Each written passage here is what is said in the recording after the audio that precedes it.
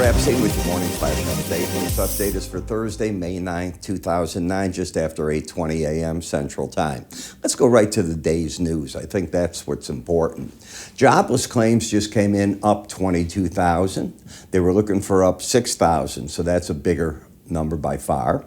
And the continuing claims came in up 17,000. Last week's claims were 1774, so you're very close at 1785, but definitely an up there.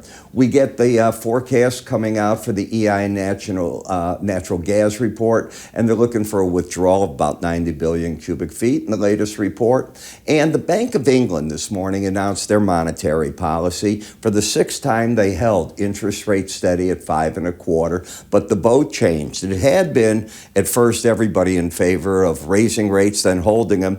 Then slowly you had the first member dissent. They now have the second, so it's 7-2 vote. In a hint of the upcoming rate cut, the bank statement talked about the assessment of risk for inflation and the persistence that they're receding, which they've been doing.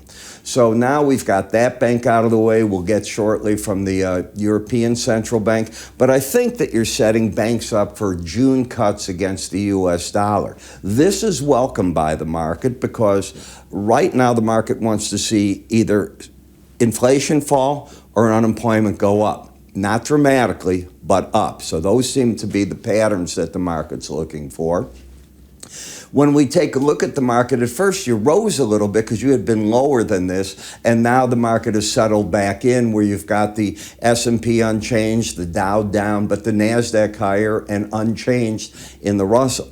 In the metal market, silver's getting much stronger than the gold. I've been pointing this out in my subscriber videos in the end of the day when I'm showing the gold-silver ratio, and it's continuing to do that. The British pound is actually pretty much unchanged after the statement. Keep your eye on the Japanese yen. I see that the pros are piling in the short bets again against it. And the reason is they'll press the bank until the bank gets more aggressive. Yes, the verbiage coming out of Japan is aggressive. Verbiage won't do it. They've got to make some changes. You're very flat in the energies. We don't know what's going on between the Israel-Hamas peace treaty. At this point, what I can tell you is everything I'm looking at, Israel has moved even more tanks, more forces in, and they are taking down more buildings at this point. It's not the full-scale assault that we had months ago when Israel first went into Gaza, but what we are seeing this time is surgical, but taking things down. 50,000 plus people have fled already. One of the hospitals in Gaza, one of the three in Rafah that have been operating, has closed down, and Israel is making that advance. So the pressure is on. The United States stopped shipping 500-pound and 2,000-pound bomb ordnance to Israel. Obviously, we're on the world stage saying we don't want to be part of Israel killing people. That's very evident. But that's not going to break the U.S. relationship with Israel.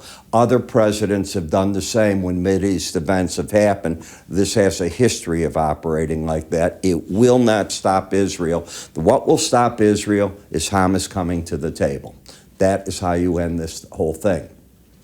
So you put this together. Today you watch the markets. Notice it's been quiet. I mentioned something to you yesterday. I said the market is waiting for next Wednesday's CPI report. I'm more than convinced ever that is what the market is now waiting on.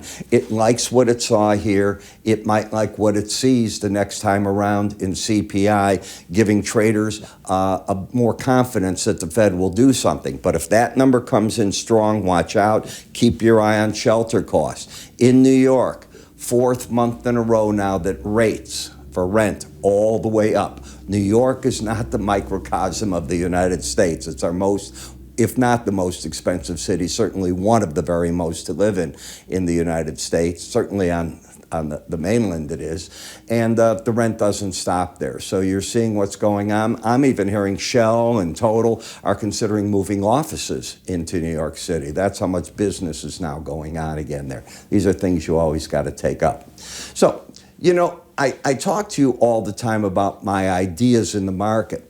And one of those ideas has to do with new videos every day. Now, if you're a spider trader, I put out my spider ETF at 9 a.m. I begin recording it, and I cover 40 some odd markets to cover stocks, spiders, and ETFs. I do the futures markets at 6 a.m. I generally put out weekly bonus videos. I'm going to get more aggressive about that now, too. It's about education.